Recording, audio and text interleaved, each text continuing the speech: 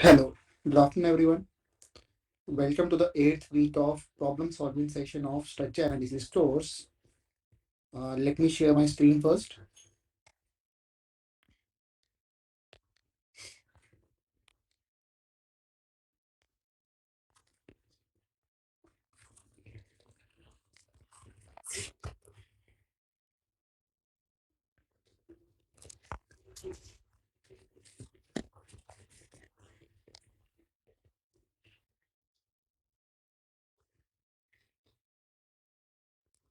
Yeah. So this is the eighth week of structure analysis course provided by NPTEL, wherein we will try to solve problems related to what we can say is like a method of consistent deformation in indeterminate structures when it is subjected to different kinds of loading over the structure. So in this week, we will try to cover the topics and concepts related to trusses, and then in next week we will try to solve the problems related to beams and frames using method of consistent deformation. Okay, so my name is Pranav Mahajan. I'm a PMRF scholar in Structure Engineering Division, Department of Civil Engineering from IIT Madras. So I am your teaching assistant for this current session, uh, for which the opportunity is provided by NPTEL for the structure analysis course. So till now, what we have covered.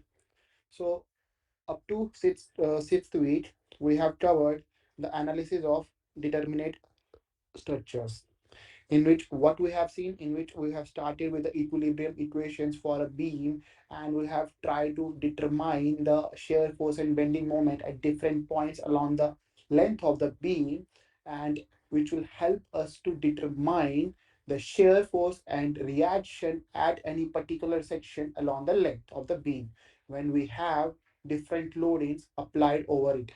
It could be either UDL, it could be either point load, and it could be either UVL. Yeah, that is uniformly varying load. So later on, we have moved to the truss. We have said that the truss is a two force member in which the compression and the tension force is acting along the length of the member, that is along the axis of the member. And to determine the forces in the truss members, we have utilized two methods. One is method of joint, another is method of section. In method of joint, we try to utilize the equilibrium equation at each and every joint, and then determine the unknown forces at that particular joint, and using the same concept for all the joints of the truss members, we will try to determine all the forces in the member of the trusses. Using method of section, what we will do, we will divide the whole uh, truss frame, or the truss structure into two parts, and the unknown component or the desirable force in the truss member that we are required to be calculated, that we determine using the equilibrium equation of summation of moment about any particular joint equal to zero, which will take the other unknown force is equal to zero, and the desirable for unknown force will then be calculated at that particular joint. Later on, we have moved to V3. In V3, what we have seen, we have utilized the principle of virtual word, and using the unit load method, we try to determine the horizontal as well as the vertical deflection at various points along the length of the truss members, in which we have what we have done, we have applied a unit load at the particular joint where the deflection, or the where the deflection is required to be calculated.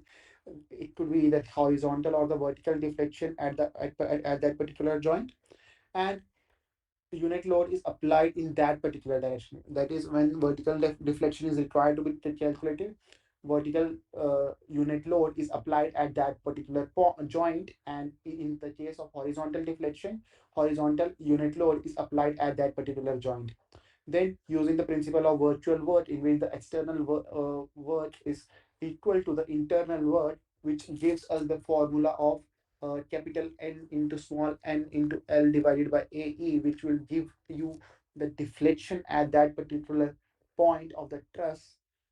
By that, we have calculated the deflection of truss members.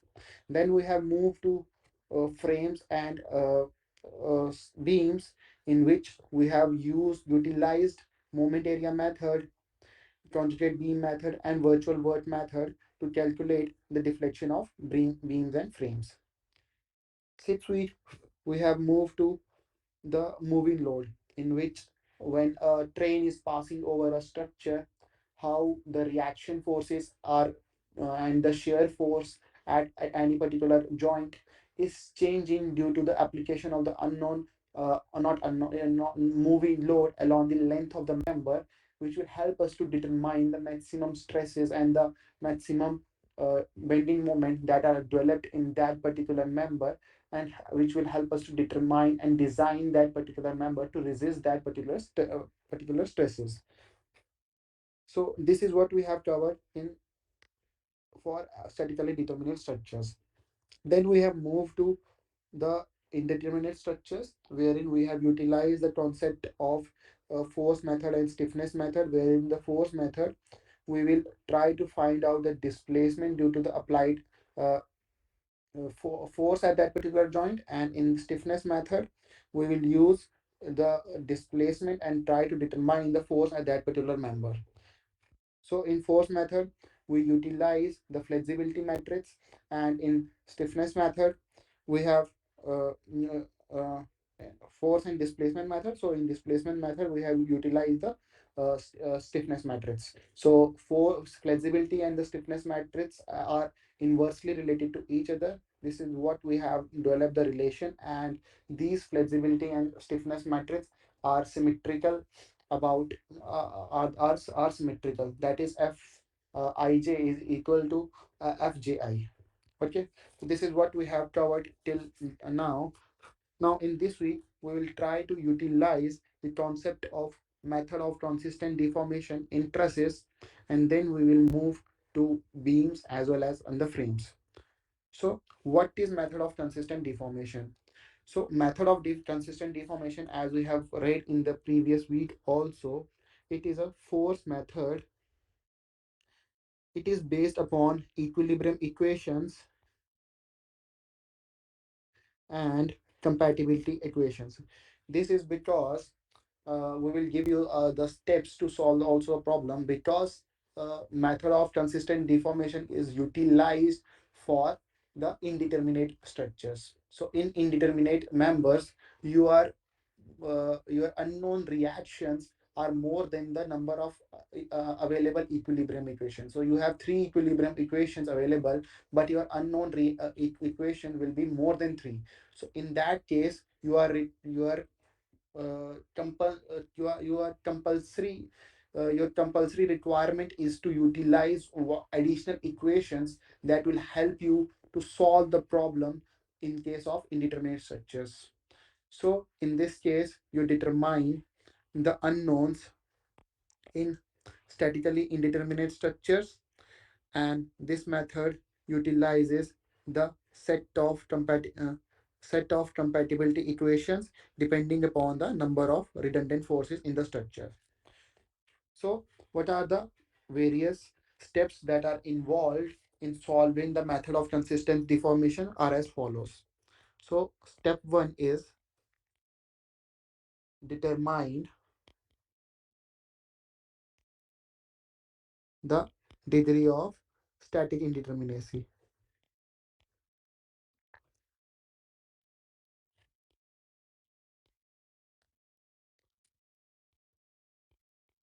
So how you will do in truss? In truss, you will use D is equal to M plus R minus 2J, where M is the number of members, R is the unknown reactions, and J is the number of joint in the truss members. So based upon the degree of static indeterminacy, we will select the redundant forces. So next step is selection of redundant forces oblique moments. So why moments? Because you can also take the redundant movement, or as we in previous week what we have done. Suppose we have a prop cantilever. What we can do, we can remove the prop support in the cantilever beam to make it a determinate structure. Also we can remove the uh, constraint due to rotation from the fixed end side and make it as a simply supported beam, and then solve the structure. So this is what we are doing in this, that selection of redundant forces or iron moment. But in trusses, since most of the things are related to forces, so we will be considering only the force members. So next step will be, after determining the redundant forces, so next step is the solution of the determinate structure. So after you determined the redundant member, so your structure will then can be divided into two parts. When one is the determinate structure, and then is the indeterminate structure or redundant structure. So how you will solve that? So step 4 will be that structure with redundant force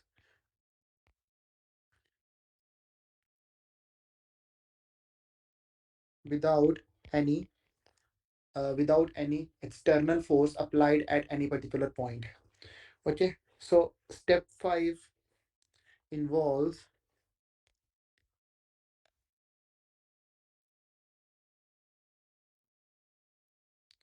calculation of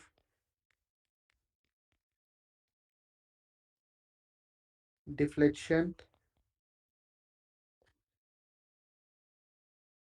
for determinate structure and structure with redundant force.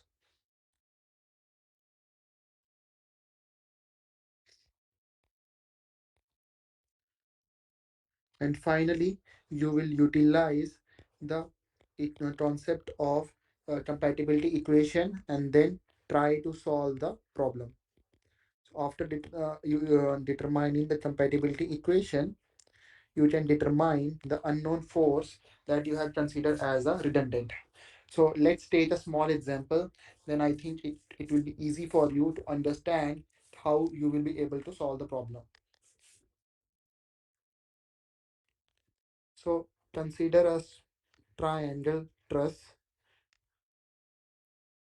subjected to a point load P.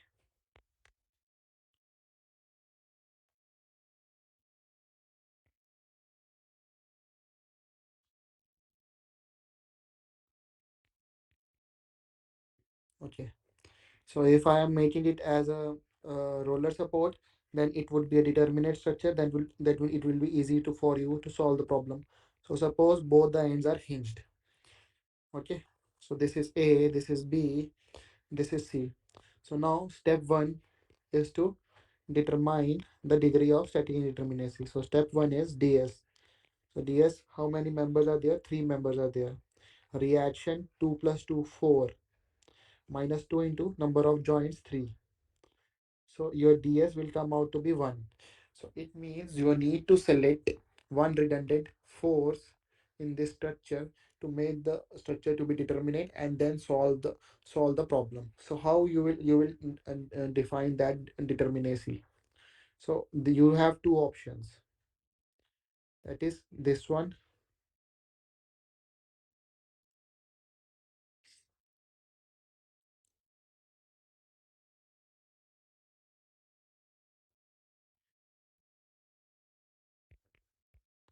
That is, you have removed the uh, restraint on the horizontal deformation at support C.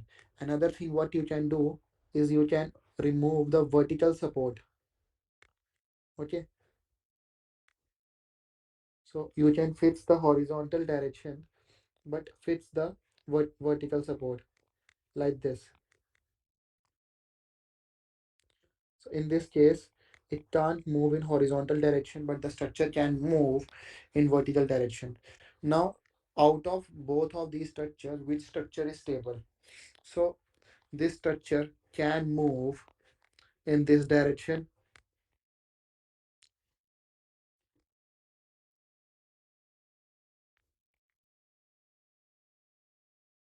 whereas in this case it will fall off like this.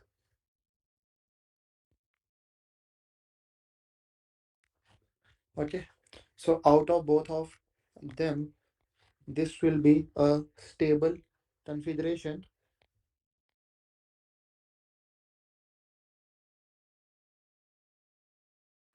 and this will be unstable configuration.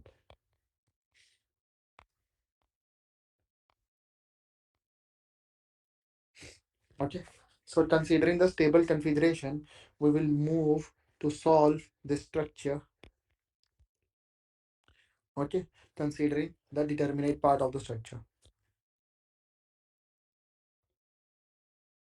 So see, you will have this point load P. Here you will have reaction. So now your truss will be simply supported. Okay, so you have three members, one, two, and three. So let's determine the forces in these members. So here the reaction will be your Py A, B, C. So your Ay will be equal to P by 2. Your Cy will also be equal to P by 2. Your AX will be equal to 0.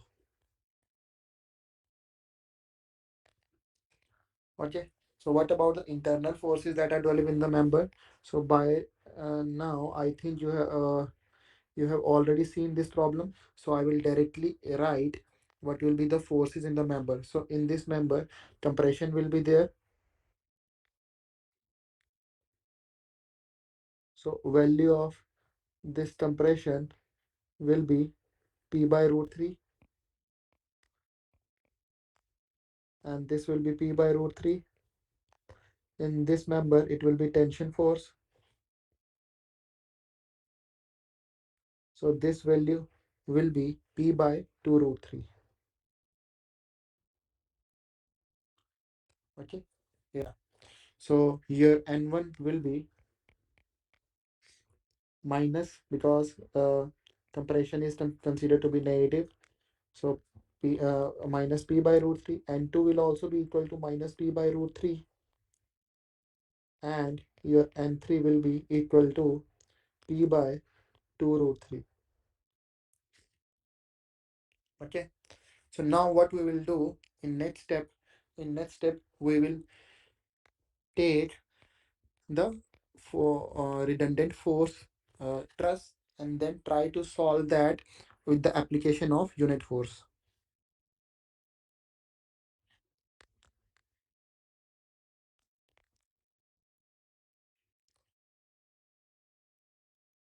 So now in this case, there won't be any uh, external load applied at that particular point. So since we have taken the horizontal restraint at point C equal to 0, so we will apply unit load at that point. So we have applied unit load at that point. Now we will solve the for different values of truss members. Okay, so we'll try to calculate the member forces. So in this case, since horizontal force is applied, so our AY will be equal to 0, BY will also be equal to 0, and due to this, there will be no vertical force in this member. So your so the if we take method of joint at joint C, the vertical force will be equal to 0. So by that your BC force will be equal to 0. So on the same line, your AB force will also be equal to 0. So only force remaining here is that is force in A3, that will be equal to 1 kilonewton and in tensile. So your N1 small n1 will be equal to 0. small n2 will also be equal to 0. So your small n3 will come out to be equal to 1. So now next step is to calculate the deflection at. So now next step is to calculate the deflection due to this structure, that is delta CH1, okay, and delta CH2. So if we have to calculate delta CH1, how we have done in unit load method for truss, so delta CH1 we have utilized that summation 1 to 3 Ni, small ni, L upon AE. So what will be there? So it will be 1 upon AE and 1 L2 N2 plus L3 N3 small n3. So substitute the whole values, you will get CH1 from here. So you will get 1 upon AE. So here and small n1 equal to 0. So your small n2 will also be equal to 0. So your capital N3. So your capital N3 is P by 2 root 3. So P by 2 root 3 into L. So that will be equal to PL upon 2 root 3 AE. So this is your delta CH1.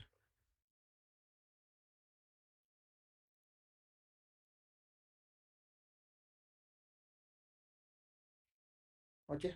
So now next step. How we will calculate delta CH2 also. So for delta CH2, we will use, see, sigma 1 to 3.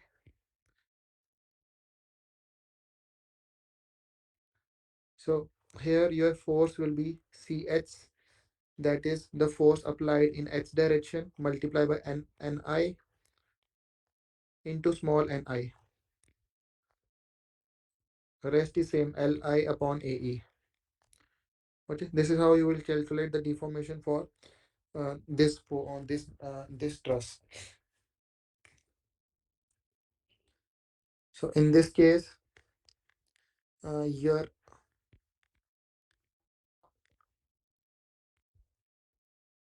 value will become CH L upon AE. So now your CH is unknown. So but you also know that using compatibility equation,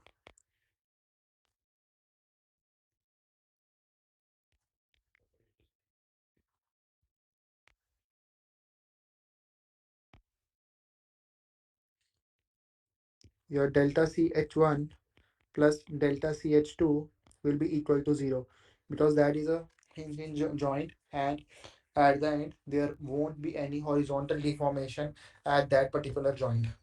Okay, so what we have done, we have released for the joint first, and then try to calculate what will be the deflection in that particular member due to the unit load provided at that particular point. And then if we substitute it to 0, then what will be the value of reaction at that particular point. Okay, so here your delta will be PL upon 2 root 3 into AE plus CHL upon AE, that will be equal to 0. So your CH will be equal to P upon minus P upon 2 root 3. So now you have got one unknown reaction at that particular point. So if you make the structure again, okay, so this is your point load. So this is your point load P. So if you have vertical reaction AY, horizontal reaction AX. Here also vertical reaction CY, horizontal reaction CH. So CH you already calculated as minus P by 2 root 3. Then your AX will be P upon 2 root 3. AY and CY you can already calculated it as P by 2. So if you have one reaction already in your hand, the rest three reaction you can solve using equilibrium equation. This is how you will solve the problem. So there can be multiple combination. So instead of this, there could be the instead of external indeterminacy, because in this case you have seen that uh, in this member you have outside your support reaction are also four unknowns, but your total equilibrium equations are three. So you require one additional equation. So that means your structure is externally uh, indeterminate. But what will happen when your structure is externally determinate and your structure is internally indeterminate? So in that case, you will select one internal member and cut them off, and then try to solve the problem, and then provide unit load at that particular direction, and then again try to solve, and using compatibility equation at that particular joint you will try to determine the reaction force at that particular force member of the truss. And if you have that particular force member, then your structure will become determinate, and rest other forces member can be calculated. Another case that could arise, it could be due to the combination of both external indeterminacy as well as the internal indeterminacy. So suppose if you have the truss which is hinged at both the at many locations, as well as internally also the structures is indeterminate. So how you will solve the problem? So in this case, you will take the you will solve for two cases. One is when the structure is stable for this externally stable, externally determinate. You will remove the hinge, the horizontal constraint or vertical constraint, depending upon the type of the problem that is given to you, and then you will try to determine for the internal indeterminacy, in which you will remove the force from that internal member, and then determine the reaction forces in the structure, and based upon that problem you will try to solve and then determine the forces at different joints of the structure. Okay, so this is what we have summarized in this week for the method of consistent deformation. So I have given you a little bit overview what you have covered in this whole week. So let's solve few examples. This may clear your concepts related to or doubts that you are already having to solve the problem related to method of consistent deformation. So let's start with the simple problems, and then we will solve one bit problem, which will clear all your concept or doubts that you are already having for the method of consistent deformation. Okay, so what this question says that calculate the horizontal reaction at point at joint B for the following truss. Given member this. So in this case, you don't require any method of consistent deformation. Just take what are the reactions here. So here the reaction will be AY. So this reaction will be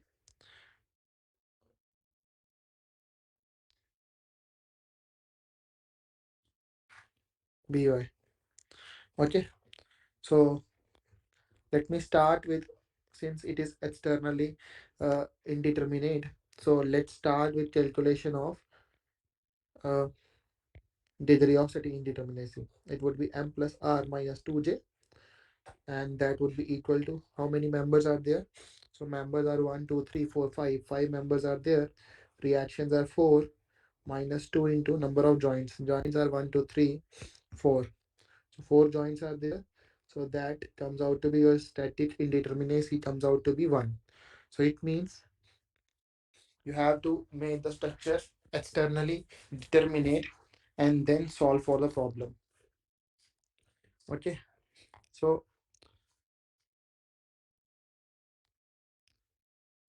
first what we will do, we will take the structure. Sorry.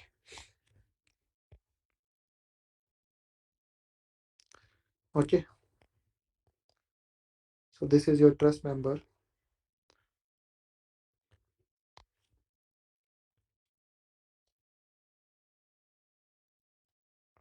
Yeah, now it is externally determinate. That is one end is a roller support and another end is hinge support. So apply the external forces that are there in the member, that is 15 kilonewton and 25 kilonewton here. Determine the various reaction forces. So if you try to determine reaction forces, so this force will be equal to 0. Let me give the markings. So this is A, D, C, B. So your one force has become 0. So calculate for other forces. So your force in structural member BC, if you calculate,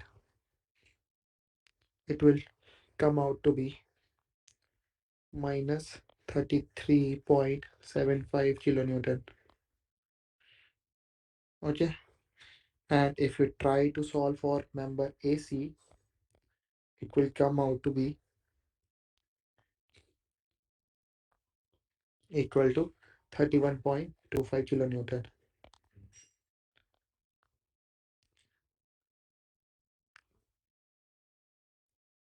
Okay, this is your step one. So how to solve for this? You already know that you will take the method of joint.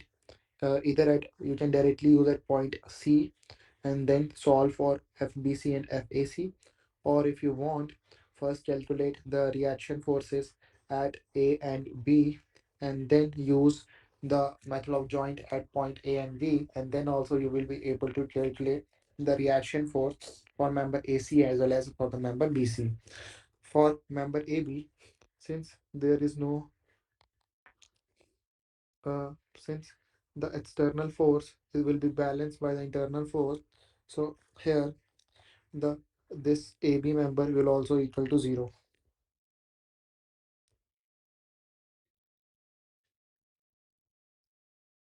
Okay, so if we move to next step, so what is the next step? So next step says that you have to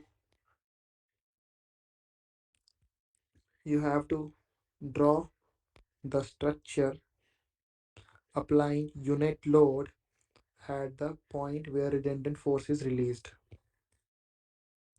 Okay, so now you will apply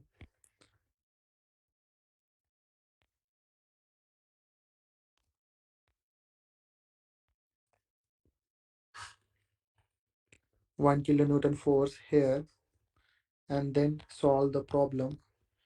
Okay, so what you will get, so here it will be A, B, C, C, and D. So in this case there will be no external force applied at any particular point, so this member will be equal to 0. Okay, so since A y will also be equal to 0, by will also be equal to 0, so that means this member will also be equal to 0. So if this member is equal to 0, since this member will also be equal to 0. So if ay is equal to 0, this member will also be equal to 0. So only force left is your FAB, or I will write it as small NAB will come out to be equal to 1 kilonewton. So now if you try to solve for the problem, what you will get. So let me draw a small table. So your member, so this is your member, this is your length, This is your P force, that is due to external force that you have calculated. K force is the due to the redundant force that you have applied by removing the external joint. Okay, so now here PKL, what will be that, and K square L.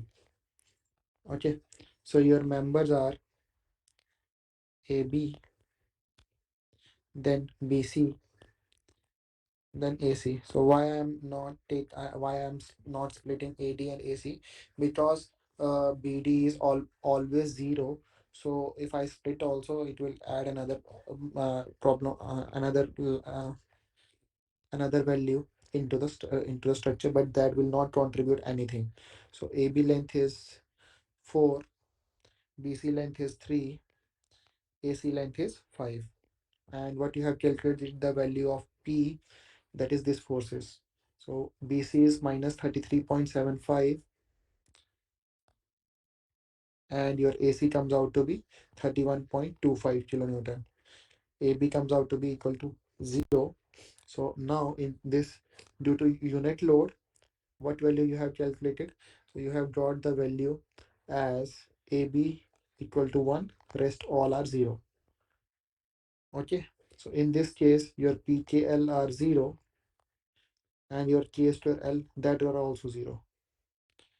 So then how you will calculate the value of horizontal reaction? So horizontal reaction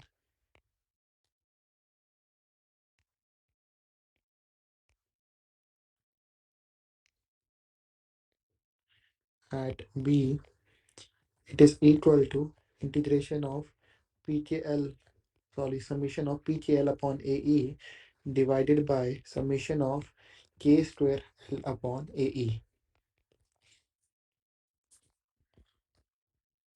Okay,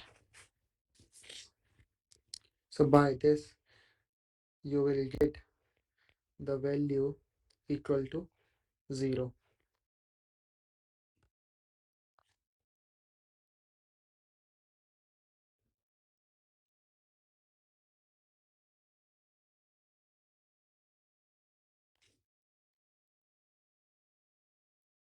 So here the value will come. So your K square L will come out to be equal to 4. So if you write here, it will come out to be 0 upon 4 upon AE, and then it will be equal to 0 kilonewton.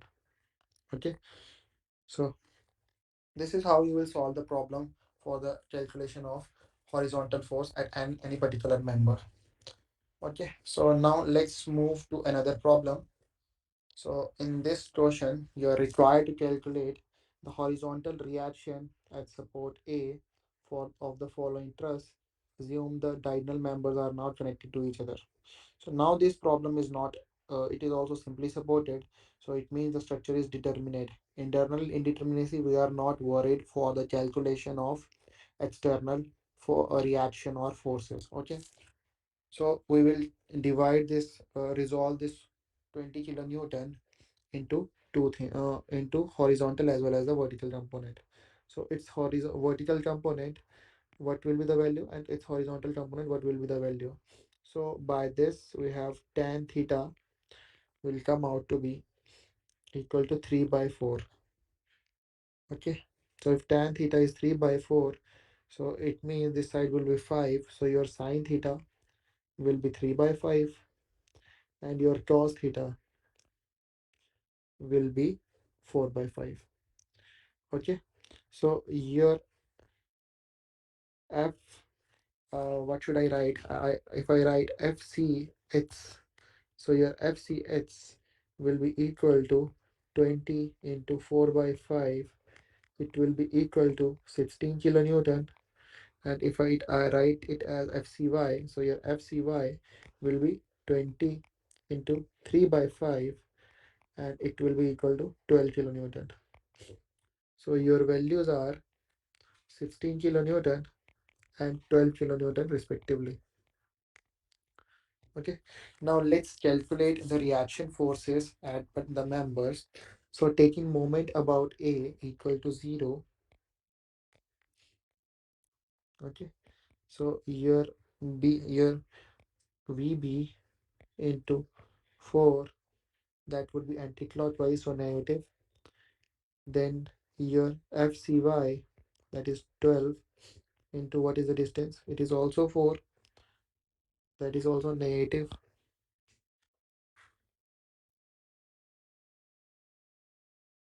Now next is your 16 kilonewton force, that is clockwise with distance of 3 equal to 0.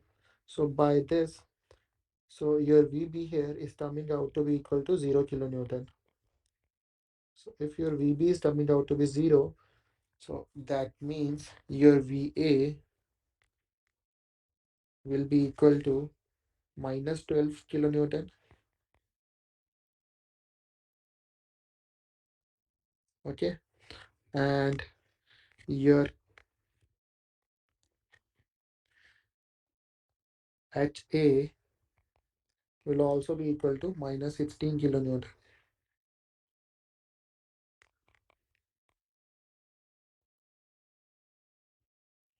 Yeah. If this is my VA, this is my VB, and this is my HA.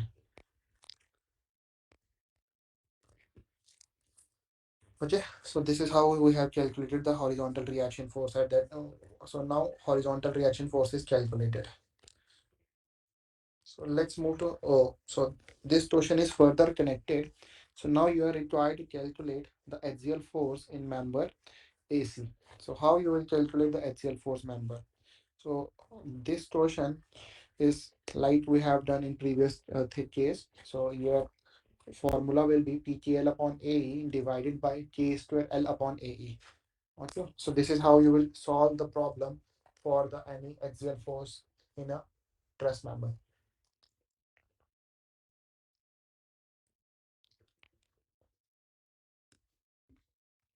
So to determine the axial force in the any member, you will determine first the degree of static indeterminacy.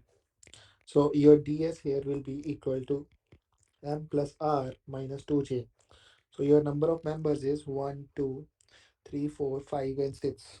So you have 6 members, 3 reactions. Number of joints are 1, 2, 3, and 4. Okay. So your ds is coming out to be equal to 1. So since the structure is statically externally determinate, but it should be internally indeterminate, then only you can be able to solve the problem. So here you are also required to determine the axial force in member AC. So what we will do, we will remove one internal force member.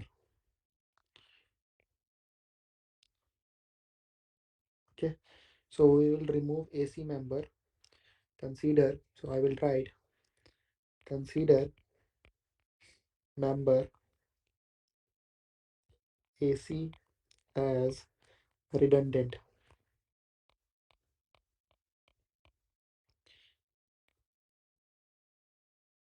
Then you will apply unit load for that particular member, and then solve for it. Okay, so in first case what you will do, so this will be the case for the second, so this will be your case 2. I think,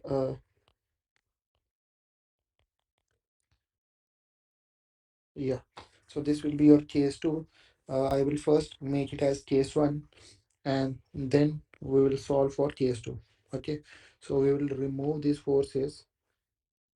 Yeah, so first we will apply the external force that are already present. So this force is 20 kilonewton.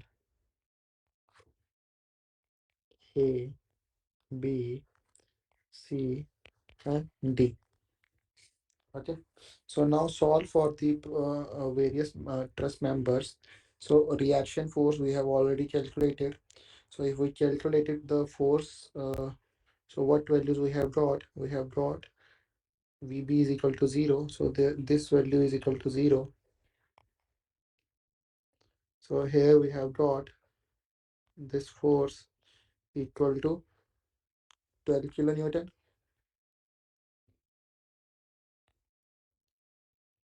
and this force equal to 16 kilonewton. So if this is 16, then this will also be 16.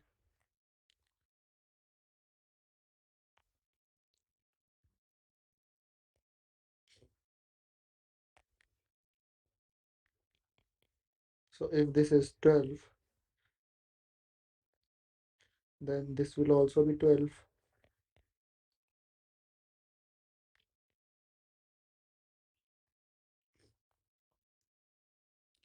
So at this point, we are having 20 kilonewton force. So if you so resolve that, so you will get here it has 16 kilonewton. Let me write with different colors, then it will be easy for us to recognize later. So we have taken it as 16 kilonewton, and this we have taken it as 12 kilonewton. So then what will happen? So then this force will be equal to 12 kilonewton, and this force will be equal to 16 kilonewton. Okay. If we take this force also, so at joint D, so what will be the reaction force? So here the force will come out to be compression. So here the compression force, that will be 20 kilonewton. This is how we will solve the problem for the various members in the truss. Otherwise, you can also directly use the method of joint and then determine the various forces in the member of the trusses. Okay, now let's take case 2. Okay, so for case 2, so you will be having the same truss member. Yeah, so here you will apply redundant force of 1. Yeah, this will also be 1.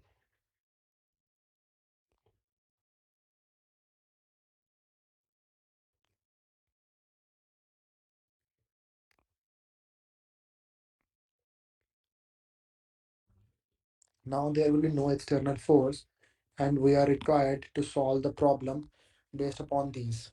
So since these forces are to, uh, linear along the axis, so due to that there will be no reaction force developed. So your AH is equal to AV equal to 0, and your this BV will also be equal to 0. So in this case, since BV is equal to 0, so what are the member forces that will be developed? So that will be here, it will be zero point 0.8 kilonewton. This will be, so this is in compression, because this force is there that will be applied, so this will be in compression. So this is also in tension, so this will be in compression. So here this force will be 0.6 kilonewton. Now again in this member, this force will be 0.8 kilonewton, and this force will be 0.6 kilonewton, and whole this member will be in tension in 1 kilonewton. Okay, it is absolutely reverse of the nature of the forces in what we have seen in case 1. Okay, so now we will make a table, and then it will be easy for us to solve the problem. Let me push it little further.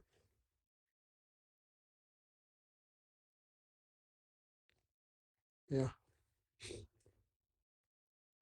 so first will be your member. So we have member, different members are there. So we have length of the member, then P, that is due to external load, K, that is due to redundant force, then we have PKL, and then K square L. Okay, so what are the various members that are there? So one we have AB, then we have BC, CD, then DA, then two diagonal members, that is BD and AC. So what is the length of the member?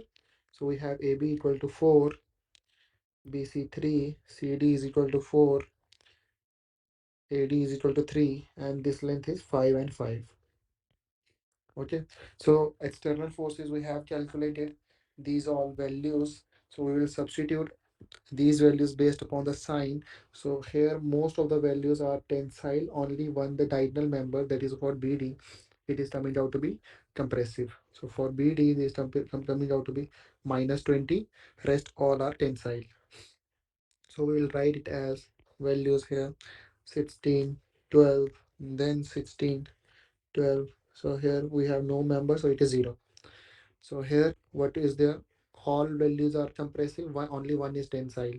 So I will mark here what are the values A, B, C, D. Okay, so only BD is tensile. Okay, so here the value is 1. Rest are compressive. So AB is minus zero point 0.8, minus zero point 0.6, minus zero point 0.8, minus zero point 0.6. Okay, AC is 1. Now PKL, if you do it, you will get it the value as minus 51.2. In this case, you will get it as minus 21.6. Then again, minus 51.2, minus 21.6. Here you will get minus 100, and this will be 0. Whereas K square L, if you solve for that, you will get it as 2.56, 1.08, 2.56, 1.08. This is 5, and this is 5. Okay, so your summation PKL is equal to minus 245.6, and your summation K square L is equal to 17.28. So now solve for this member force AC, that is, so member force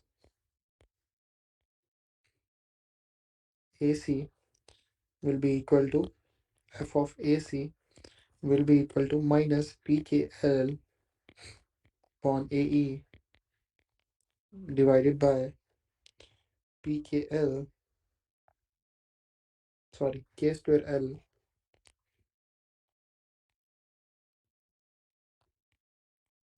divided by AE.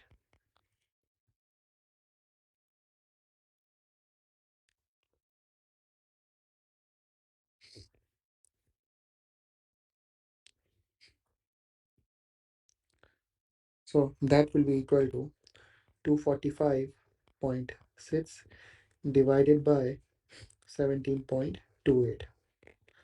If you divide both of them, you will get value of force equal to 14.21 kilonewton, and it is tensile force. Okay.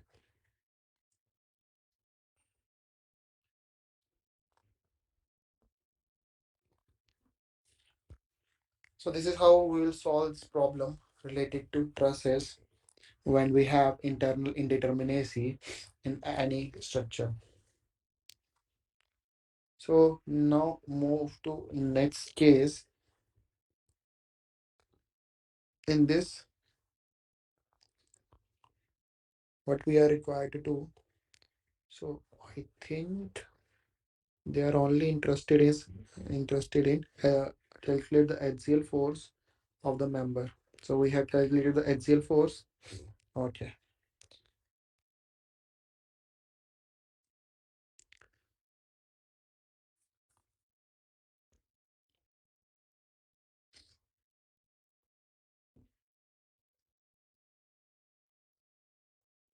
Now this question. In this question, you are required to calculate the horizontal reaction at support E for the following truss. So this is same as that we have solved for the previous question, but in this case, you will be having the not the internal indeterminacy, it will be external indeterminacy, because you are having two hinge joints. You can make one hinge joint as a as a roller support. So your first calculate ds will be m plus r minus 2j. That will be equal to how many members are there? Seven members are there, and you have four reactions. Minus 2 into number of joints are 5. So what is so your ds is coming out to be 1. So now how we will solve this problem? So we will take, so for case 1, so let me write, consider horizontal reaction force at support E to be redundant.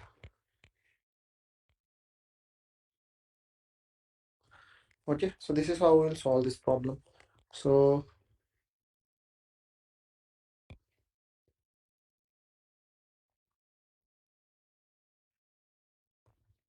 yeah,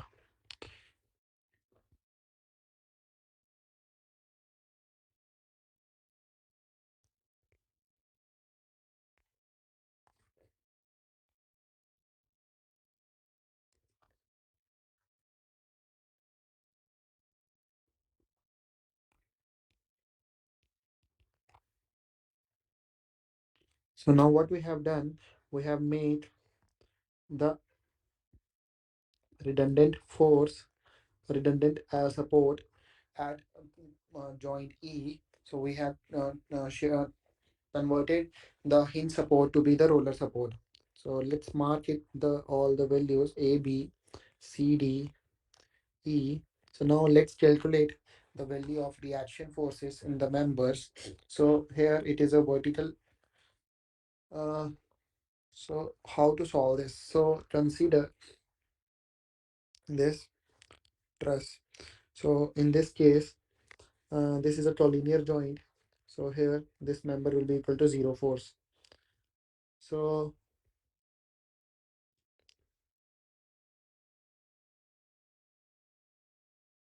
if we try to find out reaction also, so your VE will be equal to 0. So VE is equal to 0. This will be equal to 0. This will be equal to 0. So if both of them are equal to 0, here the vertical reaction is matching with this. So what will happen in this case? So here this will also be sorry, this is not equal to 0. Let me do it again. Yeah. So in this case, what will happen? This force is equal to 0, then this force will also be equal to 0. If this force is equal to 0, then we have here this force is also equal to 0. If this force is equal to 0, then this force is also equal to 0. So if this force is, then this force is also equal to 0. So all the forces are balanced along the length. So you will be having the force in the member of the truss here only. So this is so this will be tensile force of 50 kilonewton. So this will also be a tensile force of 50 kilonewton. So this is your case 1. So now let's solve for the case 2. How you will do that? So again draw this member, but in the now we will not apply on any.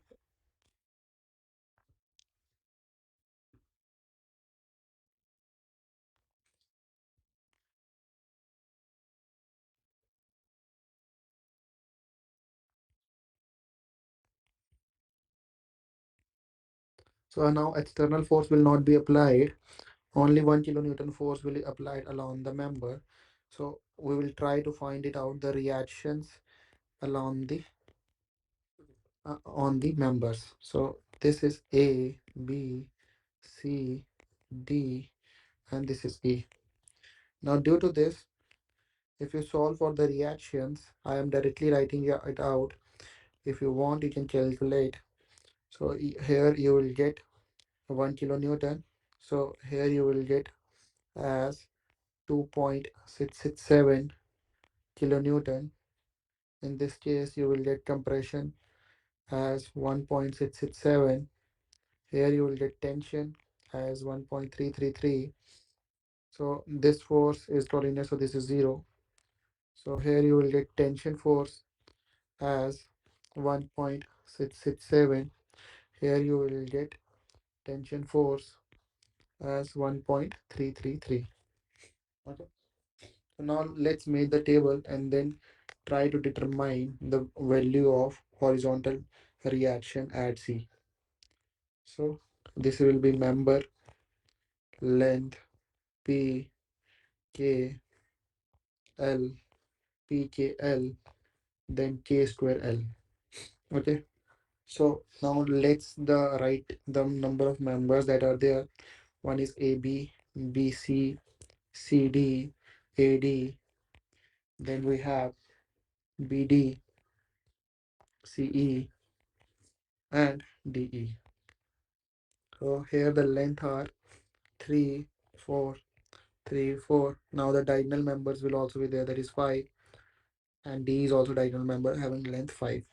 So P we have calculated earlier. So only 50 are two members, that is BC and CE. Rest all are 0 members. Okay.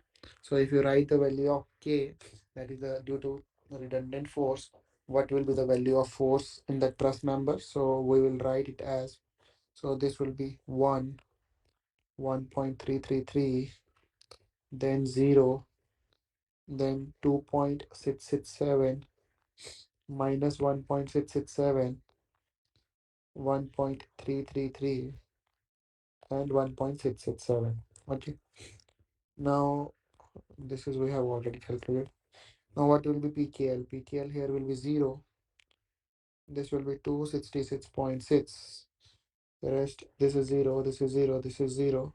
This is also 0. So this value will also be 266.6. What is K square L? K square L 3, 7.108, 0, 28.452. This is 13.894. This is 7.108. This is 13.8894. Okay. Now let's take summation of PKL. It will be equal to 533.2, and your summation of K square L, it will be equal to 73.456. Yeah. So now your horizontal reaction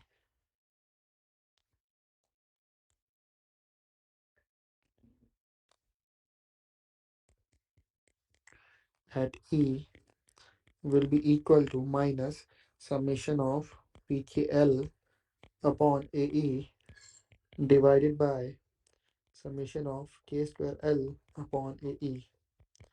So that will be equal to minus 533.2 divided by 73.456, and it comes out to be equal to minus 7.26 kilonewton. And since it is minus, so it will be compressive.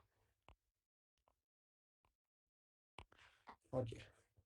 So till now we have covered one problem related to the redundant force in due to the external applied redundancy, and one problem due to the internally applied indeterminacy. Okay. So in this same problem, so if you are required to calculate the axial force in member AD, then how you will calculate? It is simple.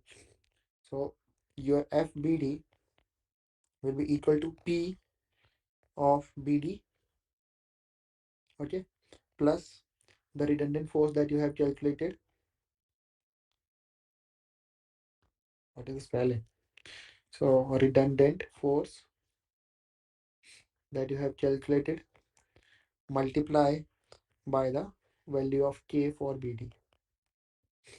Okay, so K for BD, P for BD is 0 plus redundant force we have calculated it as minus 7.26 at K at support E, and then multiply by KBD. So KBD is minus 1.667. So what you will get? You will get the value as 12.102, and it will be a tensile force. Okay, so this is how we can uh, again calculate the value of forces in the different members of the beam.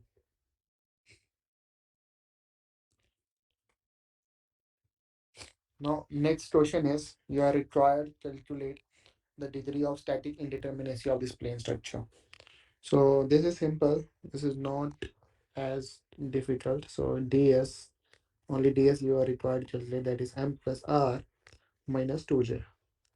How many members are there? 1, 2, 3, 4. 4 members are there, plus number of reactions 2, 4, 6, 8. 8 minus number of joints 1, 2, 3, 4, and 1, 5. 5. So your ds is 12 minus 10, it is 2. So here your ds is 2.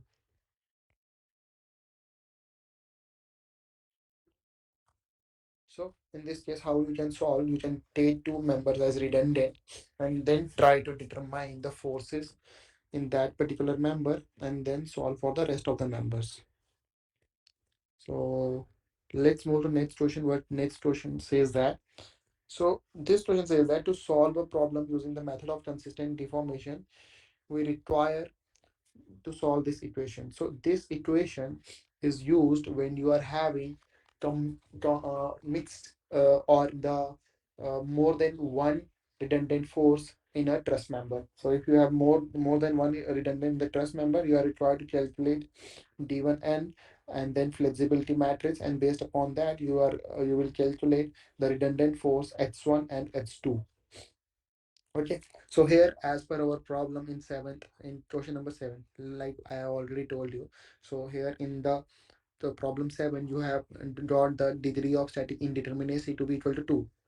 Okay, so here d1l and d2l are assumed as displacements along the member AD. Okay, AD and AC. So in this case, your AD and AC will be redundant, or will be redundant forces due to respectively due to external loads after removing the redundant in the primary structure. Okay, then F is the flexibility coefficient. Okay, and then H is the redundant force. Now we are required to calculate the flexibility matrix. So for us to solve this problem, we are required to calculate each and every step. Okay, so now let's solve this problem. So to solve this problem, we have to consider member force AD and AC, AE as redundant.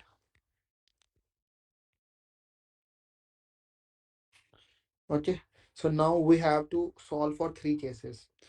So we need to solve for three cases. Case one, removing both the redundant forces.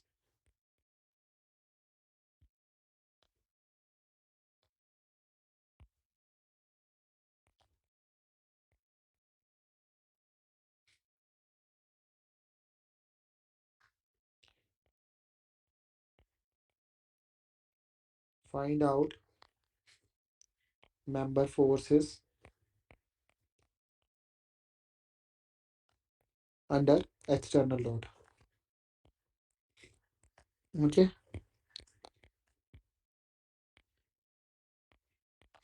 now case two, in which you will remove external loads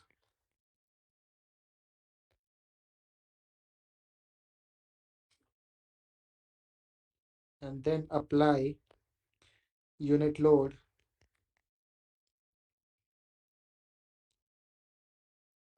along member AD,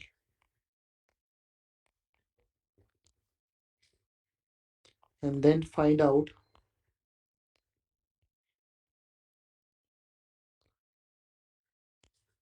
member forces under that unit load.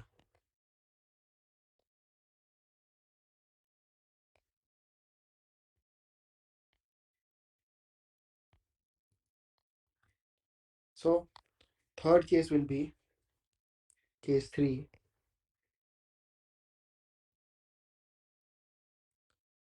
It will be, now you will remove external loads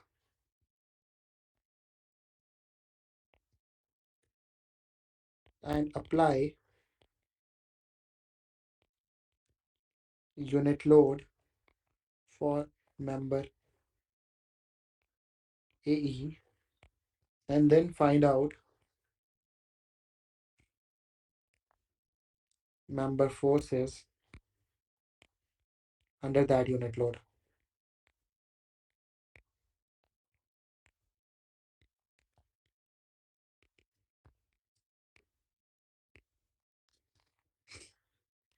So now for each of these cases, you are required to calculate the member forces when it is subjected to removal of redundant forces. Then in second case, it is subjected to unit load at AD, and then it is subjected to unit load at AC. So what are the different member forces that are developed? We will see that. So now first, this is case 1.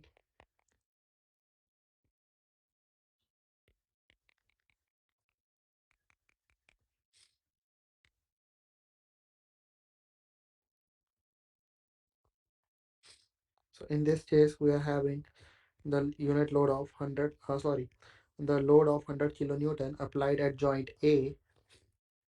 This is joint B, this is joint C. Rest are all the joints are removed due to the redundancy that is considered. So this whole length is 5 meter.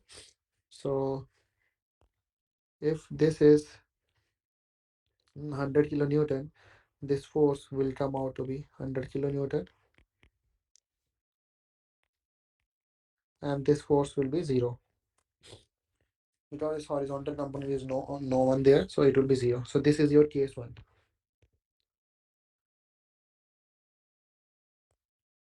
Now case 2.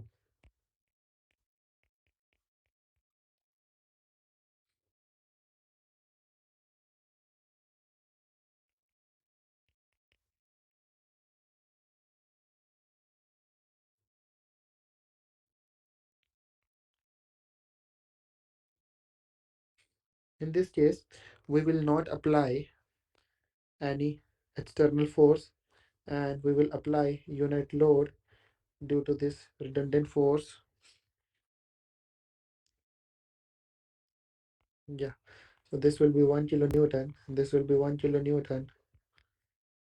This is joint A, B, C, this will be D. Okay, so this is 45 kilonewton, 45 degree, 90. This will also be 45.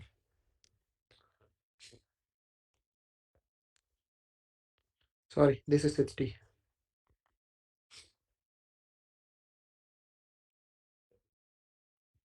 Next will be 45. Okay. So in this case, if we will try to solve this problem, so this angle will come out to be 30 degree. So now when you resolve the forces, so in this your forces will come out to be, this force will be compressive force, and it will be 1.366 kilonewton. This will be tensile force. It will be equal to 0.707 kilonewton. Okay. So only two forces we are required to calculate. So let's name it as, so suppose this is your N, this will be your N1. Okay. So now you are case 3. Shall I make it here, or let's make it here only? We will move little bit.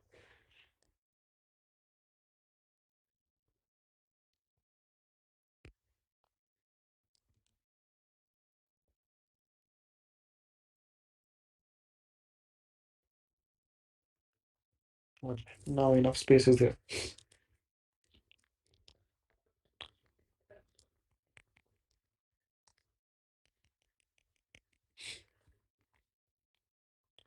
So this is case 3.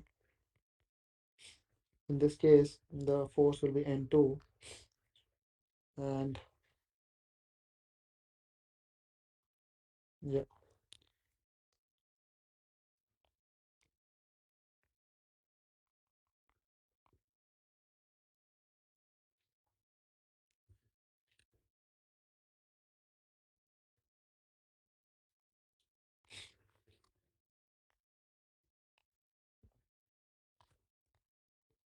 this will also be 1 kilonewton. So in this case, your this angle is already 45. This is 90. Now this angle will also be 45.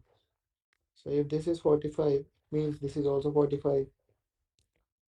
Okay. So now if you resolve this, you will get this value as compressive, and this value will be 1.414 kilonewton, and this value will be tensile, and this value will be equal to 1 kilonewton. Okay. Now, how we will solve this? So we have D1L and D2L. These are the displacements. Okay. So flexibility matrix multiply by force will give you the displacement. So we are making the displacements equal to 0. So F11 plus F12 plus F21 plus F22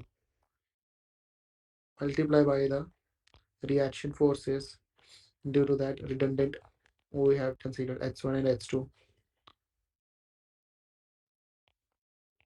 So this is equal to 0.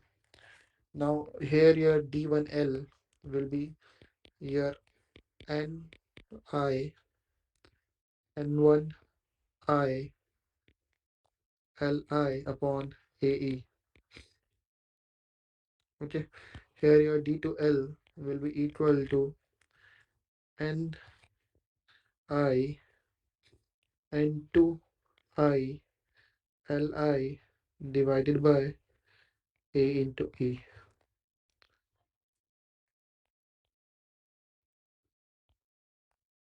Your flexibility matrix will be F11 equal to summation of Li divided by Ae into N1I. So this will be N1I, N1I. So it will be equal to N1I square. Then F22 will be equal to summation Li divided by Ae N2I its square. And here F12 is equal to F21 is equal to summation of Li divided by Ae into N1I and N2I. Okay, this is how we'll solve all the problems. So let's make a table, and then it will be easy for us to solve that. So first component will be the member force, second will be the length, then it will be your capital Ni, then it will be your N1I, then it will be your N2I, then it will be Li and I and 1I. Okay, then it will be Li and I and 2I. Then it will be Li and 1I square. Then it will be Li and 2I square. Then it will be Li and 1I and 2I. So what are the members here? So your members are here. Here are AB, AC, AD, that is a redundant member, and then AE, it is also a redundant member. What are the various lengths? So length here is AB is 7.707, AC is perpendicular, so it is 5.5. Sorry, it is 5. So next will be 5.774, and AE is equal to AB equal to 7.07. Now, what are the forces that are developed due to the external load applied in the structure? So in this case, your these redundant forces will be zero. Now, what is the value of this? So here AB is also coming out to be zero, and your AC is coming out to be equal to 100. Now, N1I will give you the forces in the redundant truss due to uh, unit load applied at AD. So in this case, your AD will be equal to 1. Then AE, since it is not there, it will be 0. Then other values are 0.707 and minus 1.366. Whereas N2I is the redundant truss force when the unit load is applied in the member AE. So AE is applied, so it will be 1, AD is 0. Then other two members will be minus 1.414, and this will be 1. So your Li and I1 will be equal to 0. This is 0, this is 0, this is 0. Only this value will be there, so it will be minus 683. Now your N2I, this will be 0, this will be 0,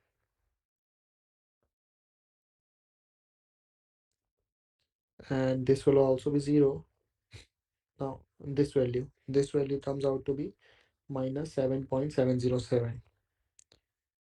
Whereas L and 1 square, in this value will be 0, and 2 square, this value will be 0. So let's write all other values. That will be 3.53, 9.33, 5.744, and in this case it will be 7.07, 10, this is 0, it is also 7.07, it is 5, 9.66, 0, 0. So your summation of all these values are,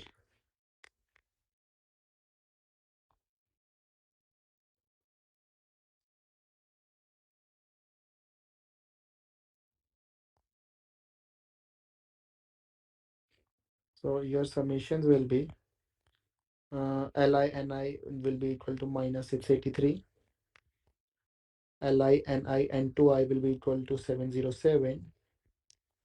Next value will be 18.634. So this next value is 24.14, and this next value is 14.66. Mm.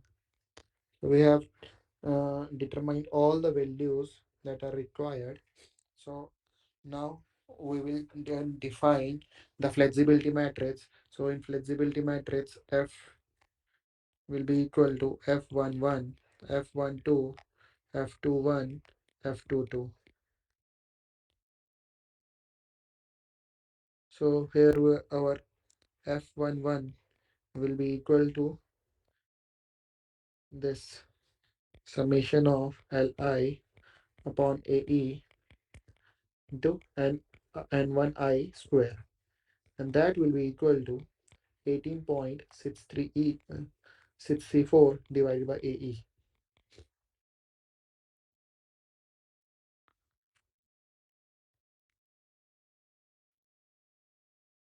Similarly, F22 will be equal to summation of Li upon Ae into N2I whole square. That will be equal to 24.14 divided by Ae. Now your next value is F12 is equal to F21 equal to summation of Li upon Ae into Ni1 N2 for I. Okay. So this value comes out to be 14.66 divided by AE. So your final flexibility matrix will look like 1 upon AE. It will be coming out, and all other values are like 18.634, 14.66, 14.66, 24.14. Yeah. So we have determined the flexibility matrix based upon all the redundant forces that are required to be considered to solve the problem for this planar structure. So what is the next question? So next question is to find out the determinate matrix in question number 8. So in that we have also calculated D1 L and D2L. So in this case, our D1L is coming out to be Li and I upon AE into N1I, and D2L will be equal to summation of Li and I upon AE into N2I. So of both the values, I think we have calculated here. So one is, yeah, 683 upon AE, and next is minus 707 upon AE. Okay. So we have calculated the displacement matrix D1L and D2L already. So our D will be equal to D1L comma D2L, and it will be 1 upon AE into minus 683 minus 707. Okay. So last question for today is you have to calculate the member force in uh, for the problem defined in question 7. So to determine the member force, so that is we are required to calculate the value of x1. So we have calculated the whole equation or whole this equation, this one we have calculated. So now we will solve for this and get the value of x1 and x2. So 1 upon AE into minus 683 upon 707 plus 1 upon AE. So write all the values of flexibility matrix that we have calculated.